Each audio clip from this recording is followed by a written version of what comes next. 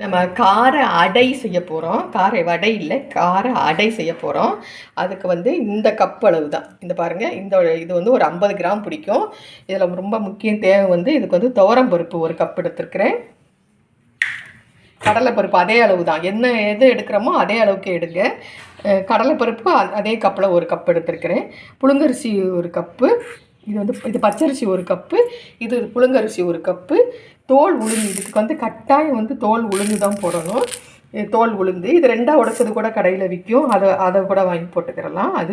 இதுக்கு வந்து கொஞ்சம் எப்பயும் விட கொஞ்சம் அதிகமாக வரமிளகா, காஞ்ச மிளகா, கொத்தமல்லி இலை, ஃப்ரெஷ்ஷான கருவேப்பிலை. நான் இதில் வந்து மிளகா எடுத்து வச்சுருக்கிறேன். இந்த மிளகா,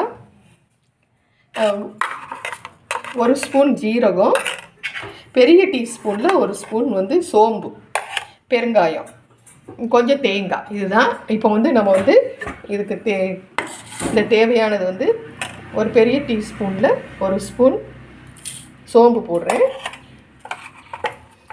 சின்ன ஸ்பூனில் ஜீரகம் போடுறேன்.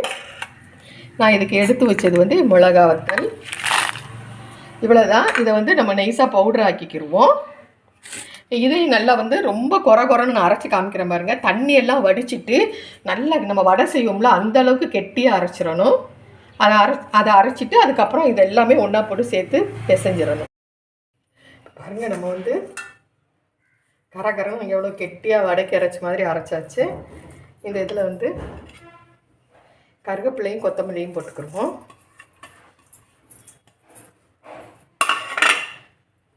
தேங்காய் சின்ன சின்னதாக கட் பண்ணி வச்சுருக்கேன். திருவி போட வேணாம், இந்த மாதிரி கட் பண்ணி போட்டால் ரொம்ப நல்லாயிருக்கும்.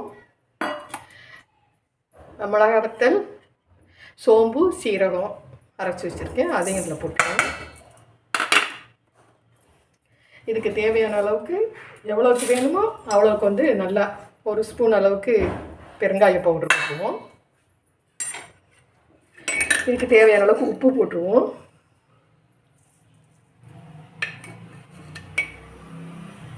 அவ்வளோதான். இதை வந்து நல்லா பிசைஞ்சுக்கிடுவோம். பாருங்கள், எவ்வளோ கெட்டியாக வடைக்கு இருக்கிற மாதிரி இருக்குது. நம்ம இவ்வளவு ரொம்ப கெட்டியாக வேணாம். நம்ம வந்து இந்த மிக்சியில் அரைச்சி வச்சுருப்போம்ல இந்த தண்ணி, அதை கொஞ்சம் ஊற்றிக்கிடுவோம்.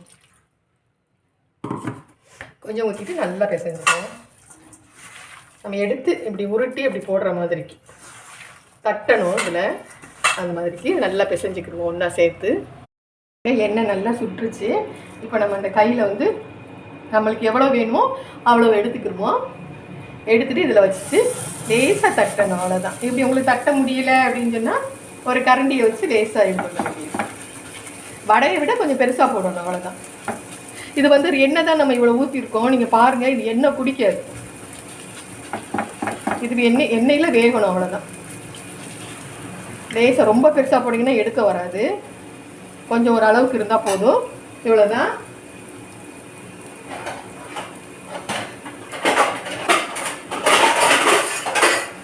இதை வந்து சிம்மில் வச்சுக்கிடுவோம். எண்ணெய் மட்டும் நல்லா கொதிச்சிடணும். கொதிச்சதுக்கப்புறம் நம்ம போட்டோம்னா நம்ம இதாக இருக்கும்.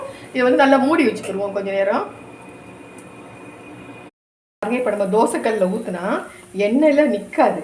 எண்ணெய் வந்து அப்படியே வலிஞ்சு வெளியில் வந்துடும். எண்ணெயிலே வேகாது. நம்ம எவ்வளோ ஊற்றினாலும் வந்து சைடில் இதெல்லாம் இதாகிரும். அந்த மாதிரி